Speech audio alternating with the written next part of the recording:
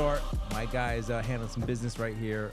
My boy Hugo from MOTI. He is he flew in from Phoenix, but he was in Cali, and then he was in Vegas, and now he's in New York. Oh Jesus! Did I get it right?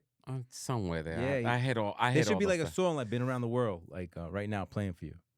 But this weekend was interesting because one of my partners in the app is David Metzer. So they were shooting the last season of the 2-minute drill. An entrepreneur. Season 6 was ending, so he goes, "I need you to come down and let's create content also for the app." Well, open that up. What's the 2-minute drill? What do they do there? Is it a So- 2-minute show?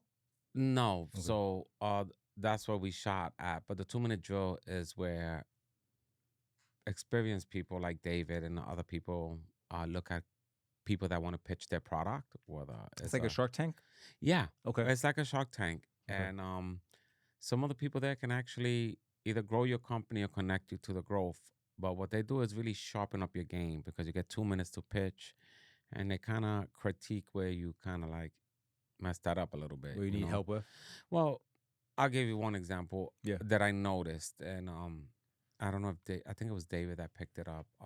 One person was talking about their product, but you could tell they looked like deers in a headlight, so they were reading off a script. Oh, okay. So it wasn't organic enough for David, where he felt like you really knew your product or fell in love with it Right.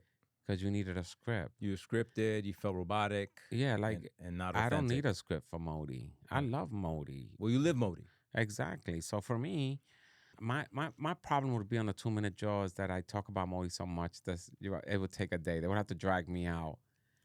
But it would be completely organic where I see MOTI at, you know, where I see my team. Like, people don't understand the relationship you got to have with your CTO, your CCO, and your COO. Because decisions are made there. Right. And those decisions are made as a team. Visionary decisions, right? Right. Where you're going. Right. And like, Jeff. Shout out to Jeff Falcone. Yeah, he's just. I'm just going to do that during the podcast. He's incredibly talented, right? Right. And he comes out with these amazing ideas.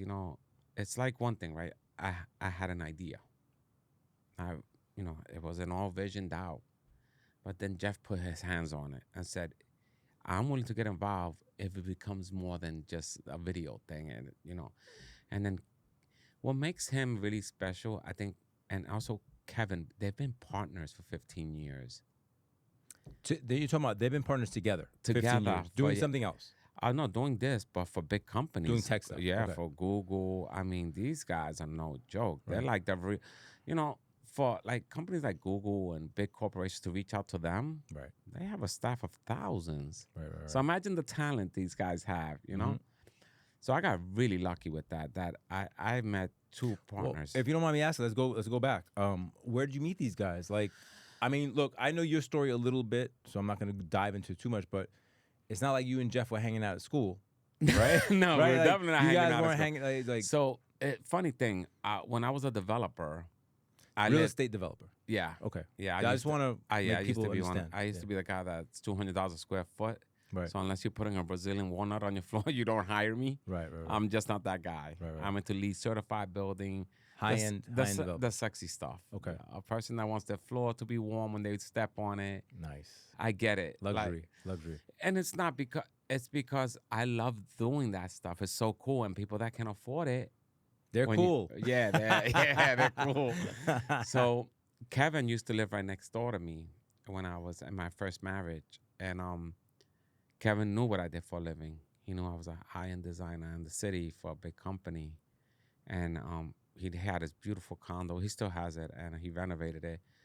So the first time he wanted to renovate, we became friends. We lived right next to each other. He had some questions for you? Like, Yeah. What do you think about this? And we became really close friends after that. And he was telling, me and my partner, Jeff, we have a company named Tanka, and we designed some dope shit. At the time, I'm doing construction, so the best you could prove me a concept is a nice website. I was like, yeah, I get it, because we have to use websites all the time. Right. But Mock-ups. These are before mock-ups, though, right? Yeah. So you can get like a visual stuff like that. So he was showing me dope shit. Well, let me do this. So you were a designer, developer, creator in a brick and mortar Correct. and he's a designer, developer, creator in the web 3.0 space, right? Yeah, So pretty okay, so much. just you guys are doing the same thing in different realms. Right. So Right. I didn't really understand because Right. mine's is a physical. She Right, rock. right, You right, touch right. this stuff. So years passed. I already went through an uneasy divorce at the time. The first one. Yeah. Okay. And I had moved to the north side to this beautiful building, to Northside Pier. Williamsburg? Yeah, Yeah. right on North 4th and Kent Avenue, like this amazing spot. And I was there for like 12 years. And me and Kevin were close. We were just very close. We lived next to each other, and we appreciated what we did. And then I owned the dry cleaners. I had a chain of dry cleaners, so Right. I would talk to him, give me your stuff, I'll pick it up. Right. So Kevin was like my best friend on that block because I really didn't talk to a lot of people on that block. And then he always told me about Jeff. I never got to meet Jeff, but he always told me about Jeff. He was like Bigfoot, the myth. My man Jeff. He used to tell me all the time, "Yo, you don't understand. He's that guy." I'm Yeah. like, wow. So when I had the idea of an app, because you have an idea, Modi's just not my idea. Modi was an idea that I clicked, and then Jeff, Kevin, and then it became something real, right? Yeah, and it's because Jeff is so fucking creative. It's scary. Right. So I called Kevin. I said, "Yo, I got an idea for an app. I'm willing to sell my dry cleaners and fund it, and we'll all become equal partners. It's not about." So you sell everything you have. Pretty right? much. I just want to give like, I want the real story. so Like people like, oh, he just felt like, I had an extra $5 million. I just threw it over absolutely there. not. No. But wish. that's that, you know what I'm saying? Like that, I think that's important, right? To people understand how committed and how in you were. Yeah. So I got rid of everything because I don't know. The day that I spoke to Jeff and Kevin, I was 100% sure these the two guys are nothing to fuck with. Right. Like you could look at Jeff's eyes, and Jeff is very black and white. He doesn't have a gray area. A no is a no, and then you ain't switching that. Right. And when he sat in my living room, and he says, we could probably build something really cool.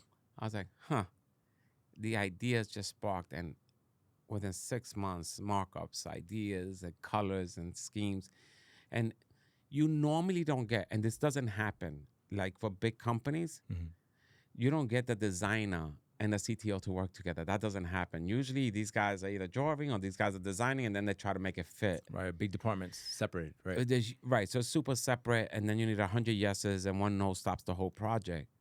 Well, to us, being small, there was no stopping us. And Kevin working with Jeff 15 years, these guys... there was a relationship, there was a synergy, shit moved. And right? they understand each other. They understand what it needs to look like, what it needs to feel like. He understands Jeff. Jeff understands him. So the deliverables between them two is impeccable because Jeff won't accept nothing but perfection. Right. And so will Kevin. Kevin can see a bad post and he'll get pissed. Really? Yeah, he'll get angry. Like he'll be like, "No, that's messing up our brand." Right. Pull it down. Yeah. And it's funny, Instagram, there's no perfect ad. The weirdest ones take off sometimes. But when you work so hard on something, you take shit personal. Yeah. As it when you show somebody your company and they try to take it, you take that shit personal. Yeah, let me break something out real quick because I don't want to ruin your flow, but I do want to touch on something. So you said that you sold your companies, your existing successful businesses. You sold them, because you were all in, right? So there's something that I've seen as a phenomenon, right? Like there's a lot of guys talking, and I'm not thinking of anybody in particular right now. I look at the camera on purpose because people always feel like I'm talking about them, and I'm not. But I wonder why. So many people are like, hey, you got to have 5 revenue streams and da-da-da. There's something about when you're all in on something, the success ratio is so much higher. It's different, right? Because your concentration, you're focused. When everybody's like, I want to do this, I want passive, I want to go on the beach, bro, shut up. If you want to be great at something, you have to go all in. And I just want to touch on it because I'm illustrating to everybody, hey man, it's not like, yo, I had a couple of mil, I just threw it there. No. Yo, I'm selling all this shit, which I was making money with, and I'm putting it in this, which I don't know will work, but I will make it work because I found the right people and we're going. I was so sure after speaking to Jeff and Kevin in the house, nothing. You couldn't sell me on anything else. Okay. I've never seen, and it was like the first day I met Jeff, I've never seen a man's in his eyes, his conviction, like, I could do this. And not that just I can do this. I looked at his eyes and I felt like it was sarcastic. Like, this ain't shit. I could do this. I do as well. Yeah, Yeah. I'm like, I want to work. I want to be partners with this Right. guy because I'm in. he is not overconfident, but very confident of his abilities. And that made me feel really good about that. And there's this book. I forgot the writer, but I know I think it's called Burn the Boat. Burn the boats is a saying, but I don't know about the But book. there's I a don't know book. the There's yeah. a guy that wrote a book, and he named it Burn the Book. And Burn the I boats. haven't had a chance to read it yet, but that's how committed you have to be, right? If you get on that boat to escape wherever your living condition is to get to America, let's just say, right? Yeah. You got to burn the boat. Yeah. There's no turning back. Yeah. The saying is, the general speaks to the soldiers, be like, we have a very low success ratio. We're going to go to the island. We're going to fight, but we're outnumbered.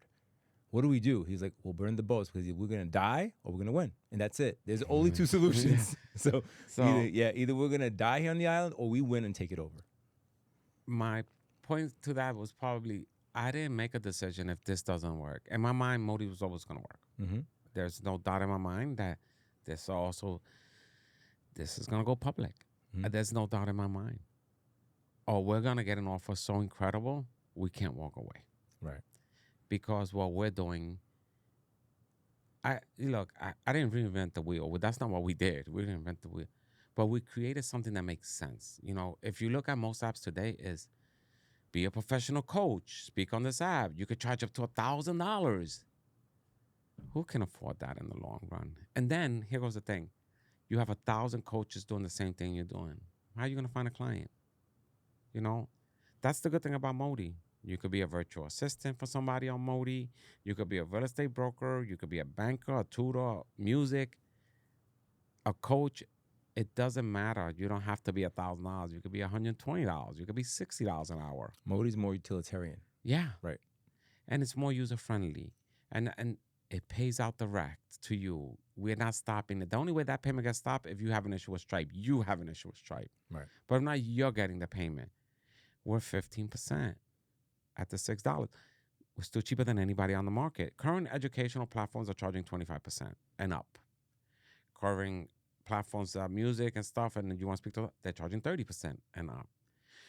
Current condition for Philippines virtual assistant that have to use Zoom anyway and means and what's up, the bank, we'll call them the bank, right? The brokers in the middle that supposedly they do the vetting. The clearing. They're clearing everything. Clearing the money, especially. They're getting 80%. So just imagine a company charging $1,500 per worker. They have 100 workers. It's $150,000 a month, $1.8 million a year, and their payroll is $360K a year. So they're paying $3,600 a year per worker. If they were on MOTI and that was reverse, they'd be closer to 9,000 something. Right. The workers would make more money. Absolutely. And it would be complete. MOTI would make a ton of money still, right? They're not jumping multiple platforms. With MOTI, that client would actually be messaging them. Right. It's more seamless. It's direct, right. So less friction. The idea that I should take 80% of your salary because I'm the bank. What are we doing wrong here? Look, my thing is this. How is that sustainable with the way technology is coming out? Let's just forget what's happening. How is it going to stay like that when technology is getting better? Payments are getting easier. What's the life show for these companies? Another 5 years? With MOTI, another 2? Well, MOTI's going to disrupt it. Right. So, right? Yeah. So with MOTI at very best, if whether it's BitPay, Bitcoin, or whatever we figure out for them, they got what? 24 months before it starts stinging and hurting and be like, yeah, these guys are getting their own leads. And then they're using MOTI to get paid.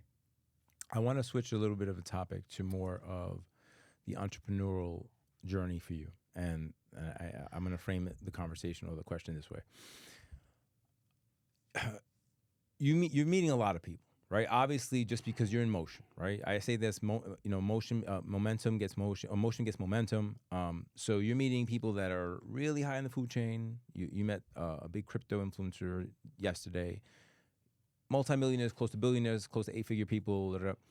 What are the good and the bad things that you've seen, right? Because I think me and you get along really well because we try to value add, right? It's not about the dollar, but how can we help each other get to the next level? Some people are not like that. Some people are, but aren't unless they see something in it for them. So They're transactional. yeah, so I want to hear some of your stories because this is big because when we look back on it, when it's all said and done, this will be part of your story, part of your journey. I think this is where it gets tricky, right? I've gotten very fortunate that I've been able to use Instagram Right, to connect. and DM a celebrity, and they're like, "Yeah, I got 5 minutes to talk." I'm like, "Oh, okay, Right. that worked out." Right. And I don't even know if I spelled that right when I was writing that, but anyway, they answered back, right? So I'll give you a little backstory on David, right? David Meltzer, shout out. Yeah. Okay. I watched David for 3 years before I approached him. You watched him do what? On social media. Okay. That's the way he talks. Listening to him. His Right. message, his delivery, everything about him will remind me like a Warren Buffett. Very soft spoken. He could deliver your death in the nicest way that you'll be okay with it. You'll accept it. You'll be okay with it. You'll be like, right? So meeting him in 3 years and talking to him and being able to pull him to the side and say, "Hey, I want to talk to you for 5 minutes." Me and my partner. We'll break that out a little more. So you hit him on DM? No, so David was different. How'd that I had I forgot who it was. It was a friend of mine's. It was a girl, and she had 2 tickets to a Forbes event. Okay. And I already peeped it on Instagram. It was David, Like, Eric Thomas. Well, I didn't have a ticket. Right, she did though. So I hollered at her. I was like, "Yo, I'm gonna need that ticket." I'm your plus one. No, I actually got both tickets off for her. I didn't even get one. I needed both of them. So I said, "I'm gonna need those tickets." Right. She goes, "No, you're gonna hang out. That's the problem. I need to meet somebody there." Right. She goes, "I don't think that's the way you should do it." I said, "That's why I'm not asking you. That's the way it's done. Just give me the ticket. Right. I'll handle that." I went to the event. David was there. He was talking to people, very, very kind. David gets anybody 5 minutes. After that, now you're wasting his time. It's not a sustainable conversation after that. Right. So I approached him. I said, "Hey, I'm a founder to an app. I have 3 partners at the time. It was only me, Jeff, and Kevin." I said, "I would love to bring you on as a partner. I would love to show it to you and tell you a little bit of my personal life to make sure that it's brand appropriate with yours. It aligns." He said, "Meet me the next day at 7 a.m. at this location." I was there like at 6:30, freezing. It was brick. It was brick. So I was there. I walked in, told him about my personal life a little bit and what I've been through, trials and tribulations, mistakes, and all that. He said, "I would love to be your partner." I said, "I'll be back in a couple of years when I get this thing done." Right. When I'm ready. When I'm ready. So I walked out with a mission. You know why? Because somebody on the high chain, food chain, opened that door quick and said, "I'm with it." Right. So they saw something. So that's David, right? Right. Well, I don't think David saw anything in the app. David doesn't care about the product. He invests in people. Okay. And that's what a lot of people don't understand with David. Like when people tell me, "Man, you got so much access to David," because I don't abuse it. People say, "Yeah, but you're lucky to have a mentor." I said, "David's more my friend than my mentor." Right. I don't pay for any sessions. Like I just pick up the phone and call him. But for me to do that, it has to be because I can't solve the issue. And I need some type of guidance. Even through some stuff that I've been through the app, I've never called David. And I actually shared those things with him yesterday when I was with him. I went in the room and shared some things that do bother me about certain situations that I dealt with, big people and things they do. And he was kind of that'll come out later on next episode. Go ahead. And he was very upset about it. He was like, "That's not cool." But the idea of being a CEO or founder or part of a company is that if you have a mentor or coach, even if they're high level, you can't take him every little problem that breaks, every dish that breaks in the house, right? Because he's a high value network person and you need him when you need those big doors open.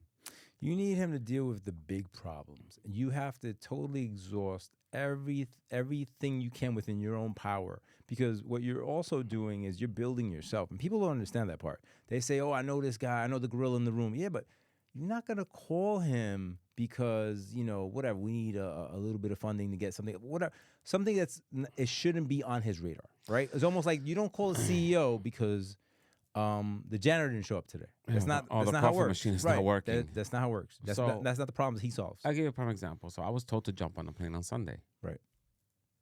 So we figured it out, jump on a plane. I'm there Sunday. I got there about 6:30 p.m. Vegas, Cali.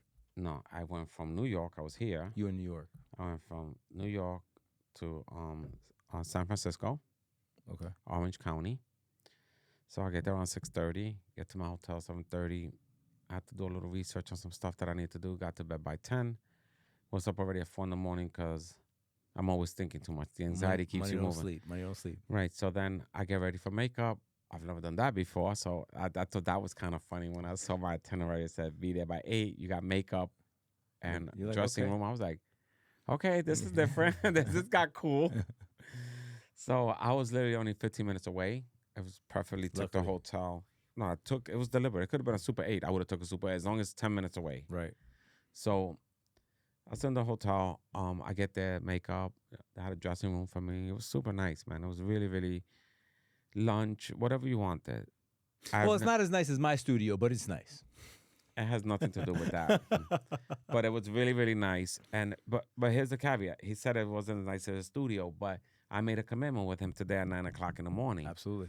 I've been on a plane for over 24 hours to get here because it's not about the studio, it's about the person. He brings tremendous value to me. Yeah. So when it comes to Omar, if I said that day, I don't care where I'm at, I'm on a flight, I'm going to make my appointment because this was scheduled for me. Yep. Yeah, that was like 2 weeks ago. And then yeah. all the other stuff happened in the middle. So, yeah, right. Yeah. So look what happened in the middle, right? And there was a dinner that I was invited to. Right. And I had to tell David, I'm not going to make the dinner. I have a podcast that I was scheduled for 2 weeks ago, and I got to be on a plane. Yeah, I got to be somewhere. So I finished shooting, finished speaking with David, spent some time with him till 2 o'clock to get my Uber, to go get my briefcase because they took it out the room and packed it up for me. Like, get out. Well, that was nice. Get out. You blew your stay. Yeah, the room is ready for the next person. Yeah. And I jump in the same car, go to the airport, go to Phoenix, 2 hours into Phoenix, wait 4 hours for another plane to leave at 10 o'clock at night. Over. Wow. To get here at 6 in the morning. We're not even talking about time zone differences. No, right now. that's right. We don't. So what's your internal clock right now? What time is it in your body? I have no idea. Yo, it's so funny. Because we're in New York. I'm so tired. I don't even know. Like, I got a migraine. But it's about energy, right? Yeah. And I think when you come to these podcasts, right, I think if you write some questions out, you don't get authenticity out of somebody because they have to think about the right answer. Right. They're trying to be politically correct. Right. With me, I don't do scripts. Mm-hmm. What you get is what you get. And I'm not perfect. Mm-hmm.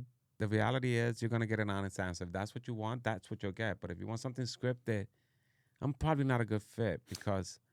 But I think that's the key with a lot of this type of media now. I think that's the key. I think that's why some of them catch so much more traction. And some of them you can kind of see through it. Like, people are too poised, people too this, too that. Like, there was like, even if you look at, I'm just using this as an example.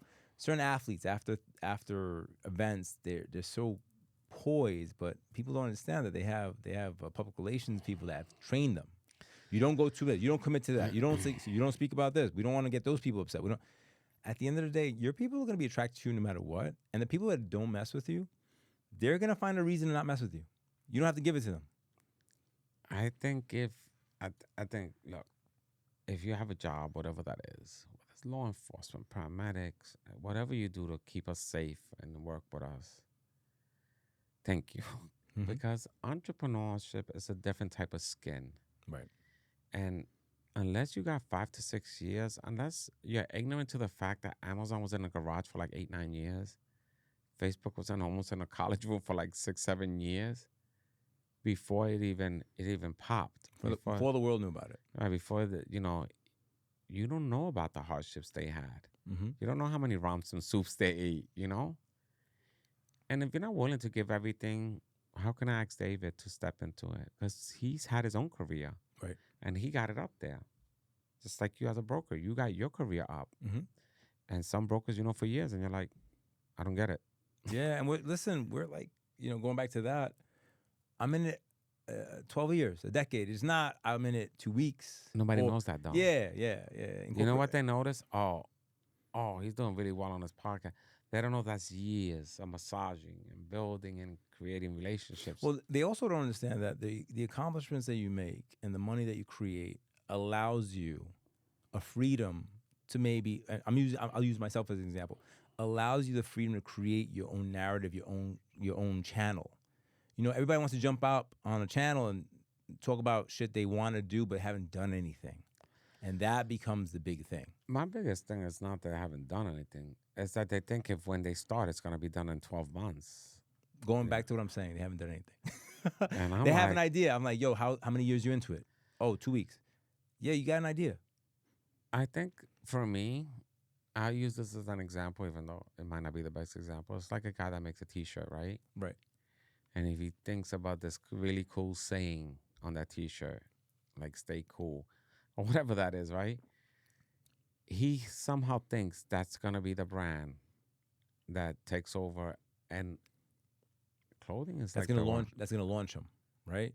Right. You might get lucky and get one that pushes, but you have to create a whole apparel wear around that, right? But it's always here goes with a pearl. What is it? Every 90 days it switches season. Right. You know the cost of changing what doesn't sell, what has to go to sale items now. Liquidation. Then your brand is depleted. You Mhm. don't get a liquidation on a Louis. You don't get a liquidation on a Gucci. No, they'd rather burn it. Yeah, they'll They'd rather fucking burn it. torch They'll that shred it. motherfucker. Yeah.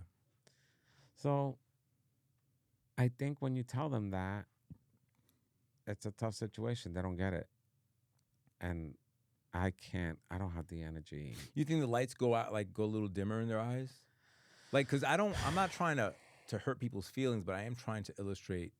And the word I use lately is you can't diminish somebody else to make yourself feel good. Meaning, Yeah. you can't discount, you sold everything. You're in it how many years now? Oof. Let's just say I've been in it a while. Well, what I'm right? saying with Modi, I'm just using Modi specifically. Yeah, about 6. 6, 7 years, Yeah. right? 6, 7 years of hustling, of keeping high energy no matter what happens. And these are stages, Good, right? yeah. Like, so you think like a T-shirt company, right? They're changing colors. We're building technology, Correct. which is you're thinking about the next cool saying, like drink milk. Right. We're thinking what the next feature is to make your life easier. It's totally a different animal.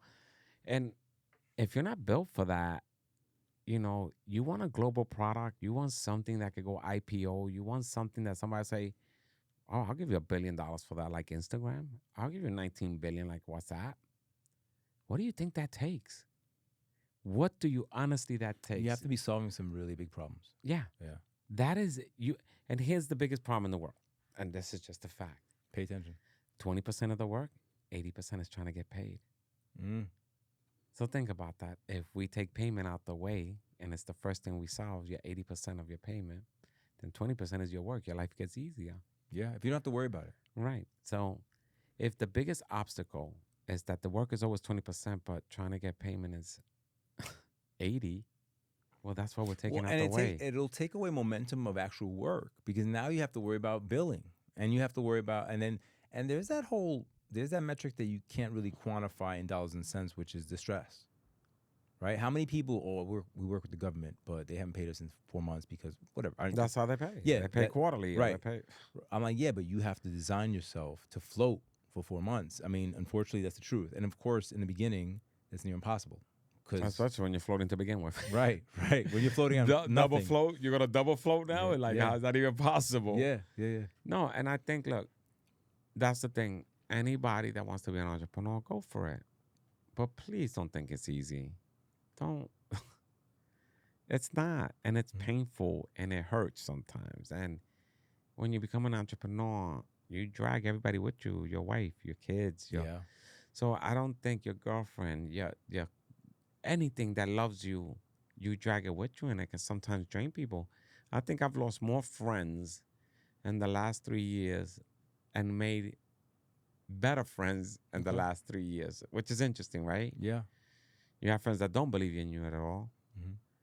Oh, can't see the vision. Or right? they'd rather buy a Rolex. And their mind, and look, I get it. Hugo holds his value wall. I don't really understand tech, right? Then you get people you don't even know and be like, I think this thing is going to go off and you're going to take it off. I want to put a 50 banner. I see it. know? Yeah. Because you had to see it to invest yourself. Yeah. I mean, you're not a rookie at this. I see it, but also I see it's a global solution, right? And what I do anyway, is local, is the United States. And I know that's not local, right? It's the whole country. But if you think about the community of the world, if you really want to scale, it got to be global. And here goes the thing about scaling. People think, oh, so I'll put an office. You know the cost of putting an office everywhere? You know the cost then hoping that employee opens that office? The mental bandwidth it takes to move human capital around. I use that that Yeah. word on purpose. You moving humans is very, very tough. And the tough part is, I think Gary says it, you got to hire fast, fire quicker, right? So you got to be empathetic to people, right? Because you don't want to be an asshole. Nobody wants to be seen as an asshole. That's just what it is. But also, you have to have that hard, non-negotiable. Hey, we've had this amount of time. It's not on me. Like I've given you the tools. You got to do what you got to do. And then that becomes the friction, right? That becomes the friction. That's like where you're like, oh, so it's time to. It gets crazy. So and that's just that could be local. Imagine going somebody in Hong Kong, somebody in Africa, somebody in Dubai.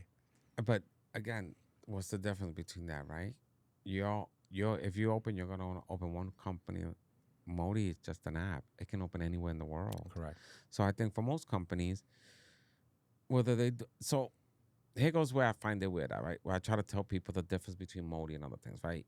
You have the Chase app? You have a Chase account? Yes, I do. And that's just for your banking. Right. What other banking apps you got? None. Just Chase. Well, I do have Flagstar, but it's only because I have money there. I don't Right. have them because of any other Right, reason. right. And their win is that they have my money.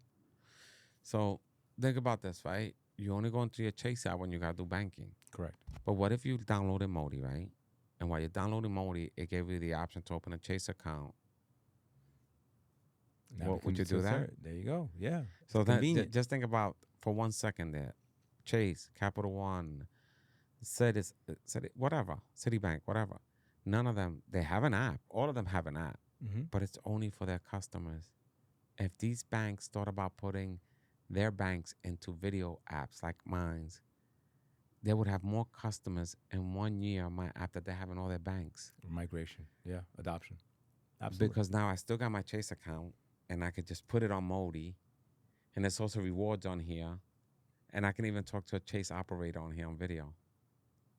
That's different. You see, that's different, Yeah, right? that's different. So those are the things I think about. Whether it's Chase, Capital One. Do you understand the implications of having your banking system into a business app? Not a social media, a business app. Right. Which And means that's where everything you that's separate happening. MOTI from everything else. Right. So think about it. Not a coaching app, not a tutoring app that only Not a cameo app where they shout you out yeah, and say happy birthday. But just imagine a business app that everybody there does some type of business consulting. So every transaction is for business. And they have their own account for customer service that are opening new accounts and they need to do a ID verification or something or a fraud alert. So if they're doing business, obviously they're working with money. yeah. And at the end of the day, that's what the bank's lifeblood is. Right? Exactly. Yep. They would get more transactions than people going walking into the bank. Correct. Because some people are going to send money straightforward. Some people are going to get on calls for an hour. The bank is always making. So we think about what do those partnerships look like in the future? That's a brick and mortar bank. Now, there's the whole Web 3.0, Bitcoin, right. all those. But that's separate, right? Because that's just a different venue. right. So MOTI will have crypto, right? And then the good thing about crypto is that you could put a bunch of different coins. So they've always been ready to be in some type of video space or anything. So that they're prepared for that. That's what's great about crypto, right? They go right into a video space. I think banks need to understand that they just don't have to be a bank app. They could go into the video space with different companies and say, damn, it'd be great to put out there and people sign up and we'll even give them $100 if they're opening a new account with Chase here. Right. Just to acquire customers. Yeah. Yeah. Imagine how many downloads they would get. Yeah. Yeah. Have you had that conversation yet? No, I think this is the first time I'm having it with you, and it's interesting. So we will have this conversation, right? So, but that's the idea that when I see what we built as a team, I don't see obstacles for other companies. Or why wouldn't you work with me? What make it make sense? Yeah, solutions, man. Like how can we work together, right? The collaboration. I think about and you also think of MOTI long term B2B solutions. Whether we're doing customer service for an airline. For a store. Right now, you could call the Apple store the location, and shop by video now. I know that. Yeah. Now you Really? you could go to the online, go to the Apple store, not the App Store, the Apple Store, and you could schedule a call, and through video you could purchase something. So you're FaceTiming with a. No, it's their own video. Okay. Oh yeah, no, it's their own video. Okay. Yeah, so and I'm not sure if I saw payment. I think it had payment. I'm not sure, but if you look at it, that's MOTI. What about We could be doing that for Louis Vuitton. We could do that for Gucci. Like, Yeah. what's the difference? Open an account. What about the I think you told me about the store that there's no human beings actually at the window. They're doing Oh, so, yeah, they're using Zoom. It's a restaurant in the city, in the Lower East Side. It's a chicken spot. And it just, for them, it's easier to pay $3 an hour. The person could take the order, charge it, and then you just tap the pad. Wow. It's Wow. crazy, right? Right. And there's people in the back just preparing food. People are just passing it through a small window, and it's done. So it's all kitchen, nobody in the front. It's all tap to go, so there's no cash. This is the to steal. future. This is the future, is what we're seeing. I mean, some things they be think- experiential. Some things you can't mimic. But Look, you can't mimic a therapist because if I need help, I need human reaction back. right, I you need to un- feedback. You need right. feedback. And even though AI will probably give me a great answer, it won't give me an emotional, physical answer that I can see through my therapist, whether that's compassion, heartfelt, or disturbed, whatever it is that whatever the reaction is. that's not gonna come. And I don't think I would feel comfortable. There's just certain things I want a physical person. Like, I hate those pads at McDonald's. You know, when you order your food, I hate them. I really hate them. I'm sorry. They got them in the bank now. Chase has them too. You know that, right? No. Yeah, the Chase on Grant Okay. in Brooklyn. You go in and it's like, it looks like screens in the middle of the room, and you just type in the stuff on the screens. And they got like one or two people for just business account. So But- they're trying to get rid of tellers. Oh, absolutely. I mean, that just saves a lot more money. But I don't think the teller's the expense. I think it's the brick and mortar that's the expense. Right. The actual buildings. Yeah, it's not like Chase employees get paid. Big money. Yeah, so they're not the problem. The problem is the brick and mortar. Right. The space. It's just too expensive. And the offerings are not there. Interest rate being high. It's just a combination of stuff. The And economy. and the employees take the hit on it. Yeah. Well, remember, it's. Well, here's the thing, right? It becomes there's another conversation. There's a conversation about CEOs that don't own their companies. So a CEO comes into a larger company and they're based or their compensation is based upon metrics, whatever the metric is. So All day. of course they care about their 5-year window, their 10, whatever the window is, right? If it's 5 years, I gotta fire people. Why? Because it just fattens up my bottom line, portfolio. and I can. It's a number shell game. So, oh look, man, we're up. You're not really up. You just fired half the staff. Your expenses went down, and you have about 6 to 8 months before it all falls apart again. You got to rehire. It's a balance. Yeah. They try to balance the books on Well- the cost of human labor. Forget balance. They're trying to play the number game. It's not even balance. They're just trying to get a number. How do I get a number? Let's lower overhead. Let's do this. Let's do that. Let's consolidate. Let's do this. So then, It's tough. yeah. So remember, they're compensated on their metric, whatever the CEO's metric is. So he's gonna want to hit his numbers no matter what, and he doesn't give a fuck, or she doesn't give a fuck, because once he's out, it's the next guy's problem, right? Because they don't care about the company. They care about their contract. So that's the difference between a founder and a gun for hire. Yeah, it's look. I think everybody needs to make a decision on what they're doing, but it's tough, and it's gonna get tougher. And I think as more people lose their jobs in big companies, whether that's Google, Meta, TikTok, Twitch, whatever cutbacks they do. You've been seeing it. Oh yeah. Yeah, it's everywhere. But here goes the thing: most of those people, you can't even get in those companies unless you're like A1, like. You Top can't talent. You can't be no lightweight to get in those companies. So these guys are experts. Use MOTI. Use that talent. You're like, Come to Death Row. Come to Modi. yeah, come to MOTI. Like, open your own account. Teach Yeah. people and say, hey, I was on Twitter for 5 years. Be This your is own- this be is your what I own boss. specialize in on Twitter. If you're trying to grow your Twitter, reach out to me. I know the metrics. I know how to do it. Right. You know, I work for Meta. I know how to do ads. I know how to do great ads for you, so you could reduce your cost of ads. I can run the feedback for you. Yeah. Yeah. I know how to do it. That's what I was doing. I was doing all the back end stuff. So everything you saw in the front, that was me in the back. That's a service. That is a service. I just feel that some people, going back to what I was telling you about, you have to build your business to a certain level to have a certain amount of disposable income to then play in these games.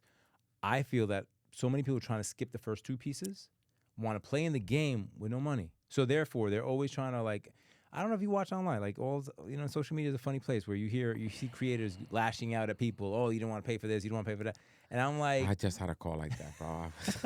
Please don't remind me. I just had a well, go terrible ahead. call. Well, you don't have to tell I specifics. won't tell the guy's name. But yeah, but whatever. what was the issue? He's worth about $100 million.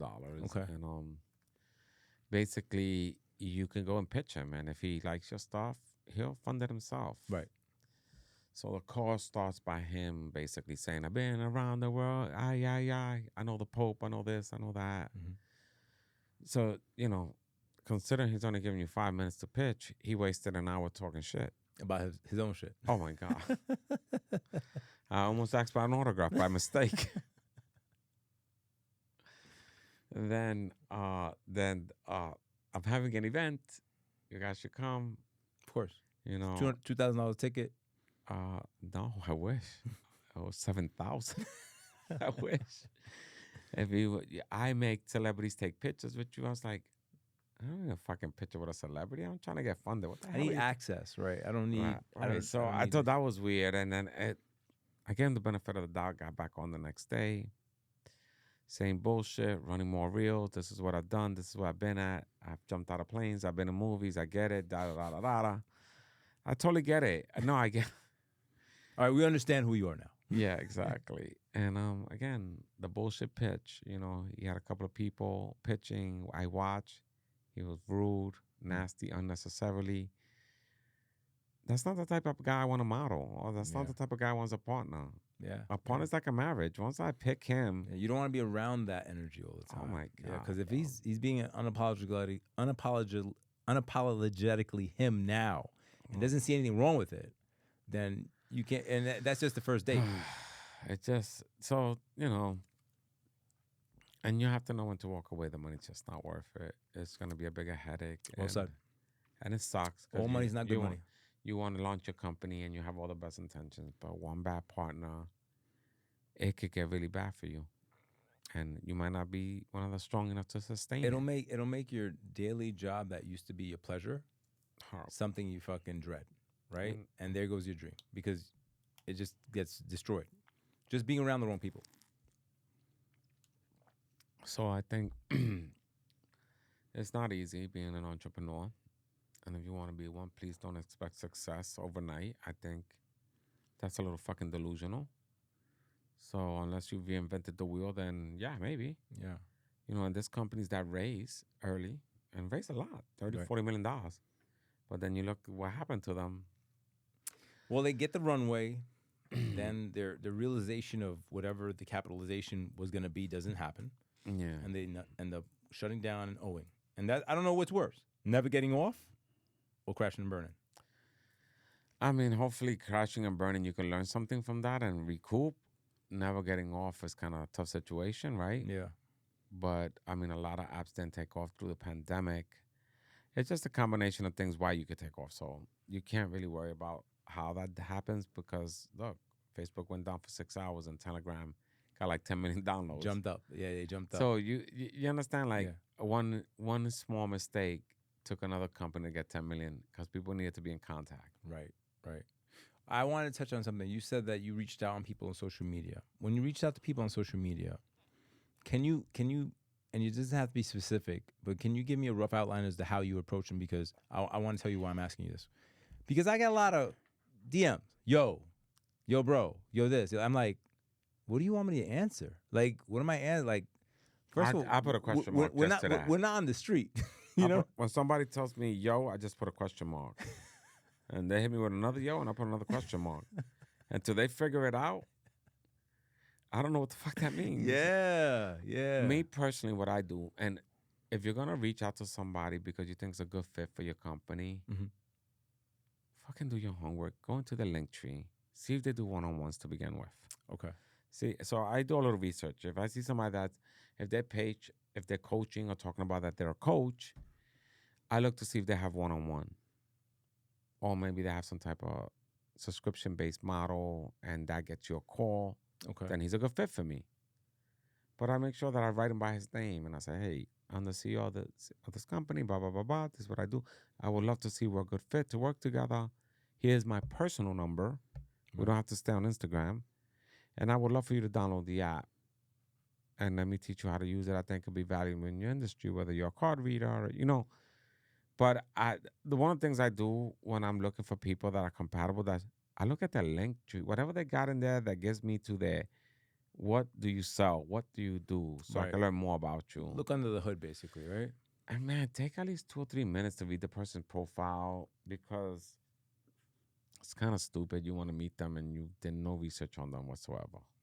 Well, that changes a meeting from being just a quick, cold, hey, how you doing, to like, if somebody can preface or have a few sentences in the beginning that gives you an indication that they've done some work, they know a little bit about you, it kind of adds like jet fuel to the conversation. Because like, Yeah. all right, this guy, all right, so I don't have to explain this part? All right, cool. So let's jump to this part. And it shows a respect. It shows a respect for the other person. Yeah, I mean, that's the thing. The thing is, like, out of my respect for you, I make sure I got on that plane. Yes. Because you made this time for me. I appreciate that. And a lot of people don't be like, oh, but you should have still with the dinner. You probably could have found. That wasn't the deal that I had. I had to deal with you. Right. And I think. Honor your commitments. So something small like this, because you even told me, yo, you want to reschedule? I said, no. I told you I will be there. I will be there. Yep. So you already had this set up. So I'm going to switch everything around because I flew out to do something. I measured it to make sure I could be here, or I wouldn't have did this because I already committed to this. And this, to me, they both are the same. I don't consider that podcast or this podcast, well, this is big. I consider that 2 people gave me a chance to be on the podcast to learn about my brand. They have the same value to me. I appreciate that. So basically, you're an MOA, man of action, and I talked about that on a couple other podcasts with a couple other guys, and I think that's a big separator because we have a lot of people that talk about what they want to do or they're gonna do, but they find the reason why they can't. They look for the reason, not the solution. Their job, Right. bills, Yeah, family, It kids, could be anything. wife, Yo, I have dog. a headache. It could be as simple as little things like that derail you. I have a full-blown migraine right now. And I'm on 2 Tylenols and working it out. Yeah, and I got to drive to another meeting. I was like, let's get him some Tylenols. Let's keep this guy going. Yeah. So I think, yeah, you're right. I think if you want to do something, you're going to do it. There's not going to be the perfect day, the perfect year. There's not this summer. There's not next summer. It's never perfect. You just got to make it work for you, right? You have to make it work for you and try to find a value or look for the positive net add to your life. I will tell you this. I understand about somebody trying to get their brand right, like trying to get it top notch and stuff like that. Mhm. But like the seasons that go by every year, 4 seasons, your brand will change. Right. And the world changes, right? When- The world changes constantly. Jeff changed MOTI for a single little round picture. Remember that? Yeah. Remember the first time? And then there was the spinning thing. Yeah, It and was- now there's that. Right, so look at MOTI now. Right. Videos, photos, Yeah. these cool dots and these it evolves and your business will evolve. But you have to get the first version down, whatever that is. Yeah. You got to take the first step. And that first version don't happen, the other iterations never happen. Correct. Yeah. And then none of it is fun. I'm going to be honest with you, none of it is fun. It's painful. Yeah, it's because you fall in love with your concepts and then the concept changes, right? And then you got to fall in love again. I don't think it changes. I think the season changed, and you went from a T-shirt to have to do a sweater, and the logo doesn't look the same on the sweater that it looked Right. on the T-shirt. So Adjustment. you may have to move the location of it, but I don't think it actually changed. It's just that you're being stubborn to say it needs to evolve, and I don't want it to evolve. I love it right here. Yeah, I wanted to stay here. That's not the way it works. Like, I notice when Jeff makes an update right away now. That's how well I know this app. That when I log in and I use it, I'm like, that wasn't there. Anytime you log into the desktop, you get the need to update. Yeah. Like I've noticed that too. Like Yeah. it needs to update because obviously something was done to it. Yeah. I don't know if it does that on the phone that quickly, but Yeah, on the phone desktop it sends- does. Well, the phone it takes like 2 days because Apple has to approve it and Google Play Store approve all updates. Okay. So it's not as quick like the web. The web he can do an update and bam, single handle is done. But he has to submit to both stores, and They could do it in a day, or they could do it in 24 hours, but they get it done. But So to properly frame this conversation, just to give context, because I think it's going to be this is a staple. This is going to be a benchmark. This is Modi pre-Series A. This is Modi pre-IPO. yeah, I just want to say that on purpose because, in a few months or a year, whatever, when everybody, oh, it blew up and it was out of nowhere. He's been here 7 years. it's not out of nowhere, guys. I've been hanging out with him for like 3 years now, right? Yeah. So And here goes the thing: you've been around me 3 years. How's my energy been for Modi? Has it been exactly the same in 3? Consistent. And people don't get how important that is. Yes. I get that you're feeling down and you get frustrated, and maybe you start thinking, "I'm yelling and yelling, nobody's listening to me." They are. You just got to keep yelling. Right. And I've always had the same energy for Modi because when I think about my partners and how hard they work, I don't have the right to not feel any other energy but the best energy because they've worked fucking hard. Right. So for me to have this a weak ass energy after Jeff put this time, Kevin put this time, Joey put her time in, how dare me have weak ass energy and say, oh, I can't do a double flight in one day because I'm tired. Well, that's being accountable, right? That's being accountable to your team and to yourself. And right? then what about the investors? Yeah. I raised $1 million. Private. Right, private through friends. Right. You Friends put and in. family. Yep. So my thing is this: I have an obligation to you guys. Mm-hmm. I know I get tired like everybody else, but right now this train is moving, and I can either throw more coal to move it faster, or I could just let it cool down and slow it down. And I can't do that because everybody's invested in me. I get they invested in Modi, but they invested in me. They invested in the operator. Yeah. That's how it works. People don't invest in. You don't invest in the car. You invest in the guy that runs the company. Circling back to David, he invests in people. Yeah. And that's what Modi. I mean, listen, Modi's a tool. I see it. I know it's utilitarian. I know it's gonna pop. But it's the person that presented it to me. That's right? all David. David does not invest in products. He invests in people. Mm-hmm. So if you're fucking shady, it'll take him 2 minutes to read you, and you're cooked. He's just not doing it because he's a very giving person, so he doesn't understand people that are fucked up. David's the guy who said he'll ask his family member how much they need at one time. Is he the guy who did that? I think it is. He's like, I don't lend them money. I'll say, ask me one time. I'll give you what you want. Then you can ask me no more. I'll look for the clip. If I find the clip. I gotta see that. I don't think. Yeah, if I think it's him, I'll find the clip and I'll snip it, and I'll snip it with this piece of the. And I will say this: look, guys, if you're looking for a mentor, and everybody needs a mentor, I have one, and I call David my friend because I learn from him, and I think he learns from me. I hope. Mm-hmm. Understand what a mentor is. You can't run to your mentor every time you break a cup in your house or you got a little cut and scrape on your knee. Because he's expecting you to work out to those little things to build you up for bigger things. And if you can't do that, how is it possible you're going to manage a big company if you're running to him for every little thing? For that, he'll manage the company. Right. I don't speak to David sometimes for 2 months. I don't need anything. I need to finish Unless working. there's something to talk about. Right. Unless there's something I need him to navigate me through. I know how to tie my own shoes. Right.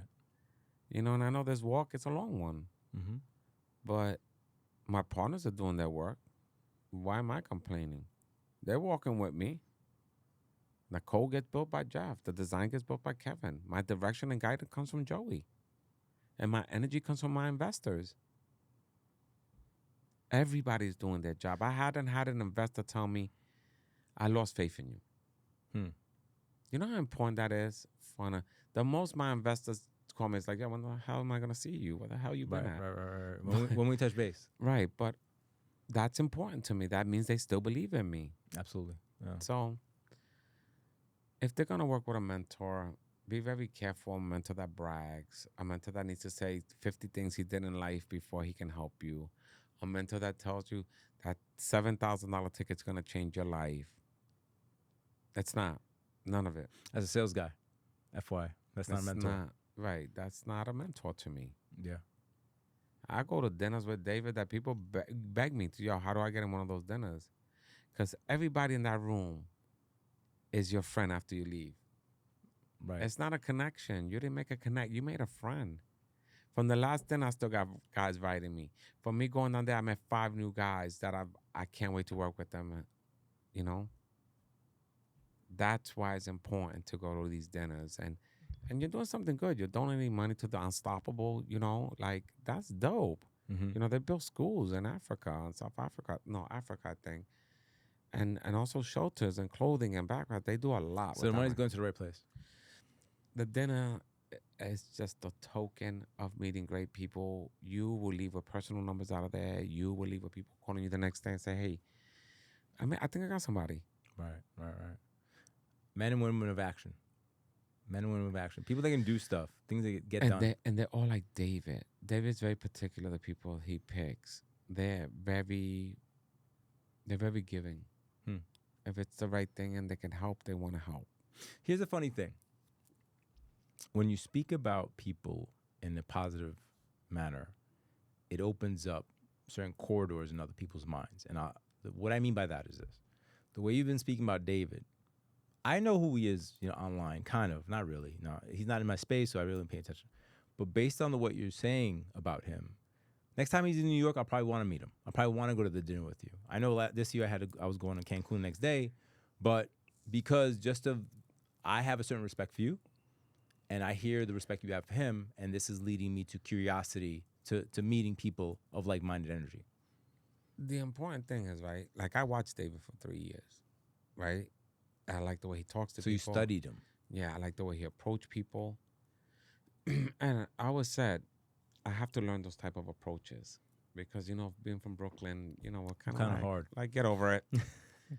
And some people just, I'm not telling you have to baby them, but some people just need you to get them off the ledge. You don't have to push them off. And David has this unique tool and gift that, like I said, bad news, it sounds good. Because it doesn't sound that bad. But here goes the thing. You know why? Because he cares about the delivery. He cares about you.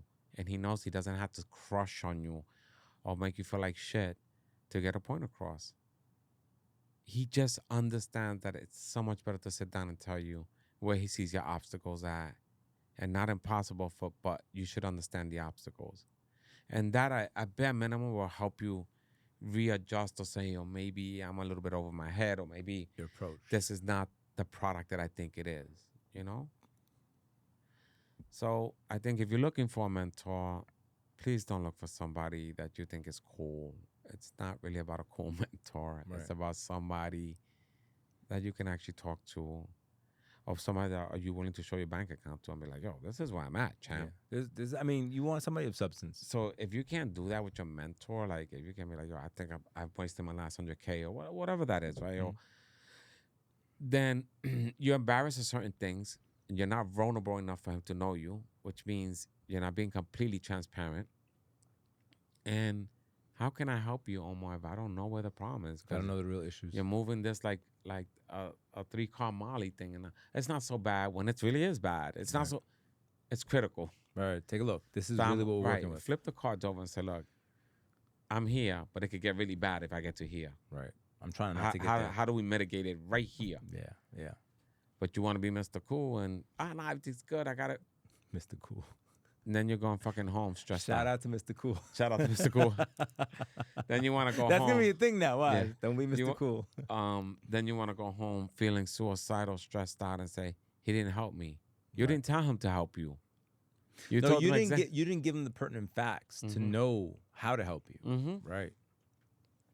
Well, your mentor's not your bank. It's not like your mentor's your bank. He's not, well, you need $500,000. Well, no, it's not. I'm not saying like you saying you broke that you need money, but like, yeah, all right. So what do we have? How do we raise this money? Do I have access to people that can help you raise money? Like, does it make sense on a business model? Like that becomes the conversation. That's as good as money. Right. That's like getting the actual check. Should I be using a crowdfunding?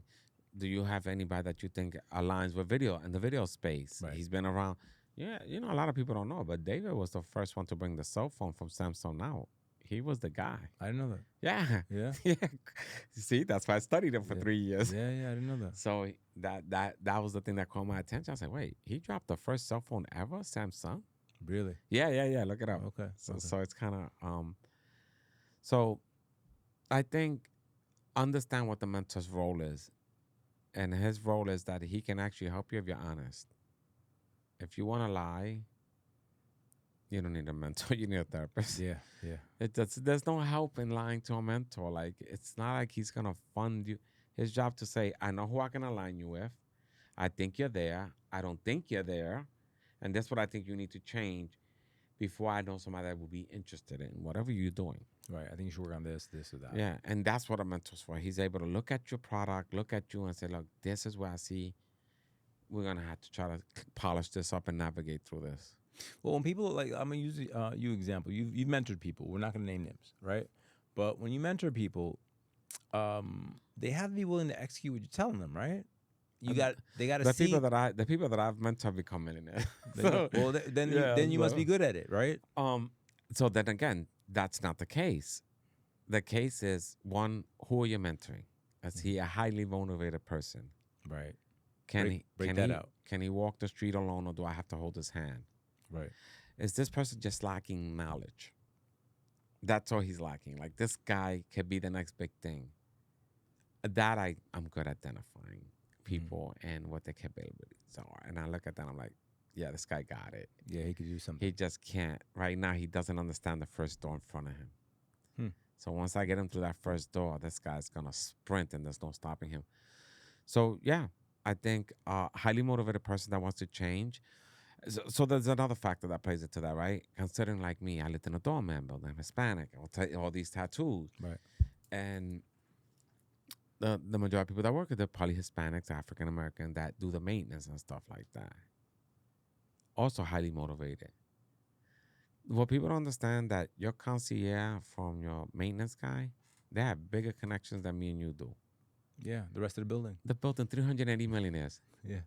Yeah. So they find that, and tenants in those buildings, all they do is drop jewels. Hey, I'm dropping this new coin or this. And you're like, holy shit. If you like this, you should look into it. Right? Yeah, exactly. So your residents, like a bunch of angel investors in your own pocket.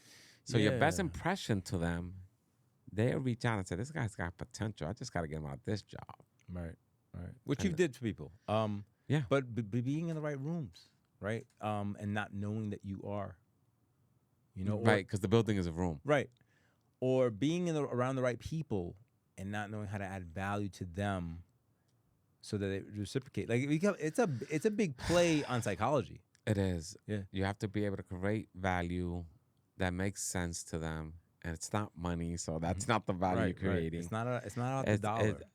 Let me tell you something. I got more value with people I met in my building just because I did their dry cleaning. Isn't that crazy? Interesting. Just because I knocked on the door and said, hey, you said you need this shirt because you're flying out tomorrow. They're like, yeah, Hugo, come in. I'm working on this deal. You should look at it. And you happen to be there. And now, but forget about being there. I got that much value by delivering a shirt. Right. Can you imagine that? The idea that I could walk on the owner of a football team, basketball, to his house because I'm delivering a couple of suits for him. Right. And not only he gave me tickets, he's basically telling me, oh, you know what's a really good investment you should look at?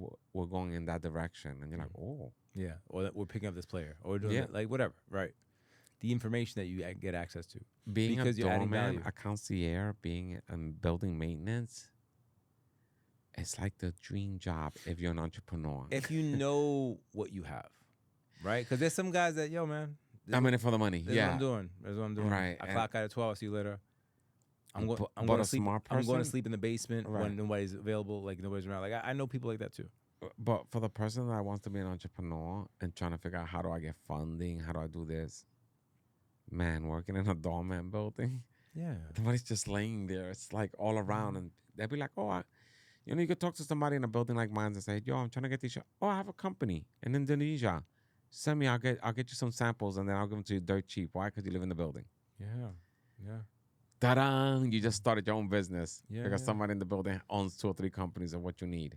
Yeah, but like I said, it goes back to the jockey, not the horse, right? Like, you got to know how to use these things. Yeah. And you mentoring people can show them certain things, but also it's on them, right? Because it's not just a building. It's anything. You go into a social networking center, you can identify really who the market makers are and be like, very quickly. Yeah, this is what I'm trying to do.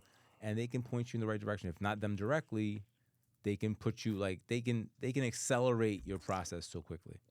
Look, and this is just my opinion, right?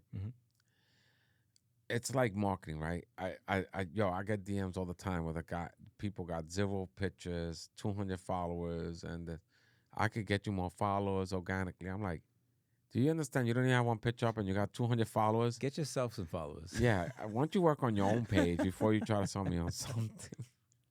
Get your own followers. And I'm like, like there's these tons of guys on Instagram. I make $5,000 a month on Amazon. I make $10,000 a month. And they want to show that they do, and they do. They actually do. But I don't think they understand that they sound so pitchy sales-like that nobody wants to fuck with them. Mm-hmm. Mm-hmm. And the thing is that they do have an amazing product. They're all making a ton of money. And they're all buying stupid-ass fucking cars. Whatever they're buying. Right. Somehow they think that's going to convince Hugo or somebody younger, yeah, I'm going to give you $2,500 for an Amazon drop shipping. We're not doing that, bro. Yeah, no, they're going after a specific demographic, which is a younger kid that wants to believe so bad they're willing to drop money and hopefully not have to work hard. And that's painful. Yeah. That's painful. But that's their lesson to learn. That's Yeah. their lesson to learn. Yeah. But, and that's my thing. Like, I don't have no problem with it. I think they're killing the game. But I don't think they understand how salesy they sound, and it's just horrible. They sound like shit. Mm-hmm. So, yeah. So if anybody wants to contact you about MOTI, where do they get you? So, one, they could go to my Instagram, which is hugos.moti. You changed it? No, it's Hugo. I got 2 of them. Remember, I got the Team Moti page. Okay. I got the Team Moti page. So I got Team Hugo S.Moti. Yeah, Hugo but it's- Sanchez, baby. right. Hugo Sanchez @Moti. Or you could download the app and look for the CEO on I Moti. like that one. I like that. Download the app, bro. Yeah, download download the the app. app. Add me. You want to talk to us? Download Maybe the app. if you make a pro account, I'll buy you a cup of coffee through Moti. I'll send you money to cover a cup of coffee. And you're not getting Starbucks neither. If you open a pro account, he's going to send you money. Yeah. Look at that. Look at that. Watch me be fucked and I get like 1 million downloads and go into bankruptcy. Buying coffee. Buying coffee. I have Yeah. to buy a Starbucks just to give this shit out for free. Absolutely. Absolutely. Yeah. Yeah, but I'm happy that the change. I see the change in the mindset. And that's so another thing, guys, if you download Moti and you add David Metzer, you could get 5 minutes from him for free. He'll call you and it's set on. Now his schedule is bananas. Mm. However, he will answer you back and he will schedule a 5-minute free call. And look, if you want to meet somebody that I believe, I'm not telling you what other people, for me, he's the right fit for me because I want to be a compassionate person as my company grows and make sure that I treat everybody. I like that saying, I want to treat the janitor just like I treat the CEO. Yeah. I want to make sure that I treat this very fragilely and don't ignore anybody. Mm-hmm. And I don't want to be like that. I prefer to be like a David. Right. I don't know what Warren Buffett is. I mean, his appeal to me, how relaxed he is, I want to be like that. But I know David, and I know him personally, and I wanna mature in that way mentally, where I could create tremendous value, and actually help people with the words I choose to say, rather than to be like whatever. Right. So you want to be a compassionate CEO and deal with people delicately, right? I don't think that's a big deal. No, It's not. not. I think when you tell a person, there's a no, right? There'll be a lot of no's. Like even as me, at raising money, there's 50 no's and 1 yes, right? But I only need 1 yes, so it's great. Mm-hmm. But I think if you're sitting on the other side of the table and that person has a sense of desperation and, whatever it is that you could read in their eyes, right? Mm-hmm. And you're just not interested, what would it cost you to say, hey, for me, doesn't work, but let me send it out to my network and see if it appeals to somebody. I don't want to promise, but I at least want to try for you. See, different message? That's fair. Yeah. Or I could be like, bro, I don't know who would use this shit. I wouldn't even use this. Yeah, I don't see it. I don't see it working for me in my infrastructure. Yeah, so you understand? Yeah, hard pass. Yeah, so do you really need to deflate somebody like that? Like, what does that get you? Nah, maybe you don't see it, and maybe it doesn't work in your ecosystem. But, Not for me. But it could be in another market. Look. It works tremendously. Look, I guess some people need to toughen up and stuff.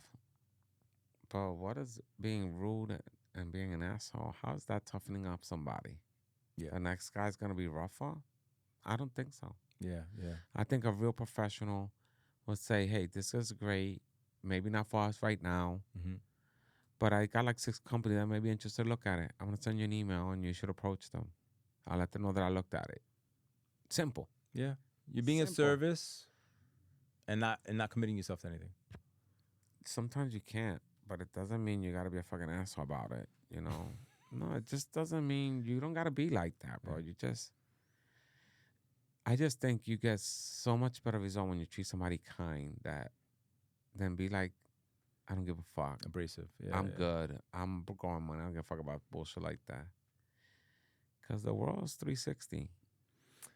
So in summary, you don't have to be an asshole to get your message across. Delivery is everything. Absolutely. That's a snip. No, look, all jokes aside, that is an important gift to learn, delivering messaging. And David has that mastered. Mm-hmm. And I someday will have it mastered too. Right now I think I'm okay, but I could be better. Yeah. No, you're getting it. It's just you're dealing with who you're dealing with, right? Mm-hmm. But I know that I've already sat with at least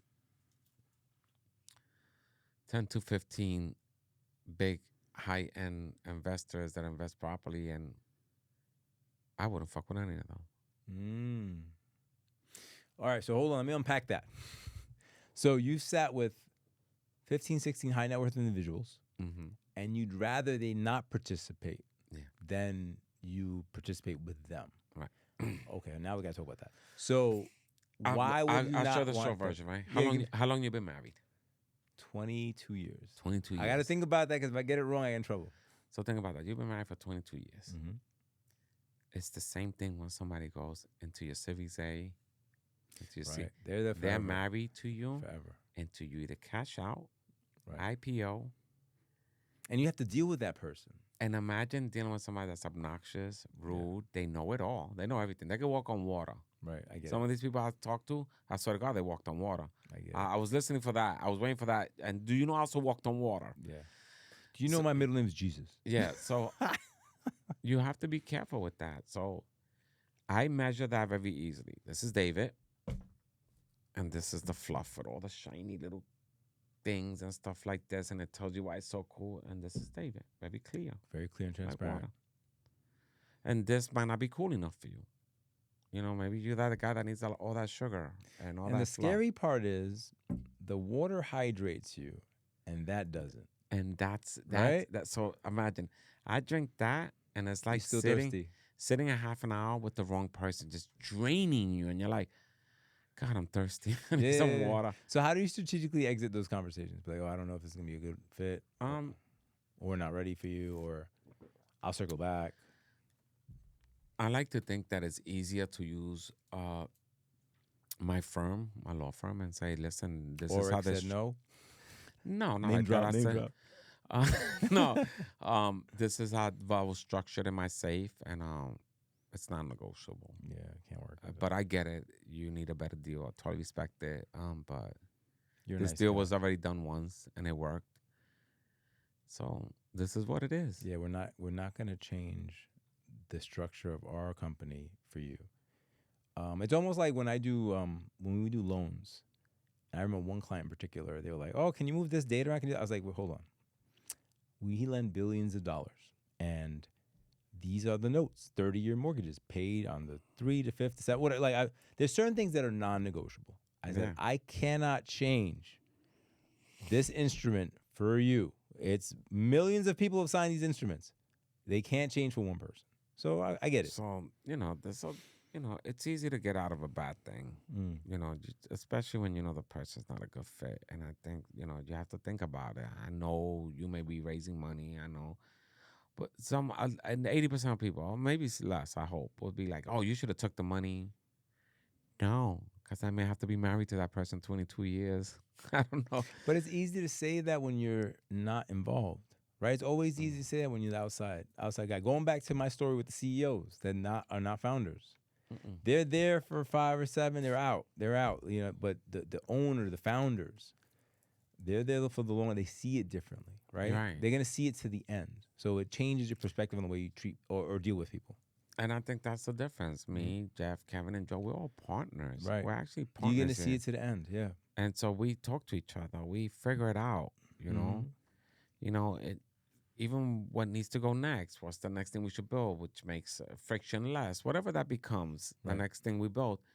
We think as a team, Jeff says, well, to make the less friction, it makes it easier for Hugo to move the app. Mm-hmm. Jeff doesn't make less friction for me just to make it. He makes it because they know to make the app better, and Hugo can sell it better. Makes your job easier.